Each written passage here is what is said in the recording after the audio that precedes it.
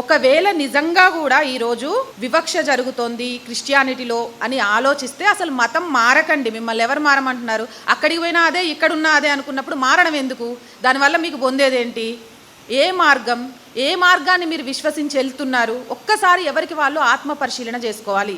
ఈరోజు గనక దళిత క్రైస్తవులకు సంబంధించి కొంతమంది మాట్లాడుతున్నప్పుడు అక్కడ వివక్ష జరుగుతుంది, రిజర్వేషన్ ఇస్తాము అని అంటే, రేపు దళిత ముస్లింలు కొత్తగా పుట్టుకొస్తారు, మాకు రిజర్వేషన్ కావాలి అని. అలా పుట్టుకు రావడం వల్ల ఏం జరుగుతుందంటే హిందుత్వం మొత్తం లేకుండా పోతుంది. హిందుత్వం లేకపోతే ఏమవుతుంది అంటే ప్రపంచానికి అమ్మ లేకుండా పోతుంది. అమ్మ లేకుండా ఉండగలుగుతుందా ఏదైనా?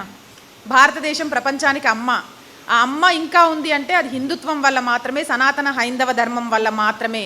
ఎన్ని వివక్షతలున్నా ఎలాంటి ఉన్నా సరే భిన్నత్వంలో ఏకత్వంగా కలిసి బ్రతుకుతున్నాం కాబట్టి ఈ దేశం ప్రపంచ దేశాలకు ఆదర్శంగా ఉంది. ఇక్కడ కట్టు బొట్టు సాంప్రదాయాలను ప్రపంచ దేశాలు నేర్చుకుంటున్నాయి.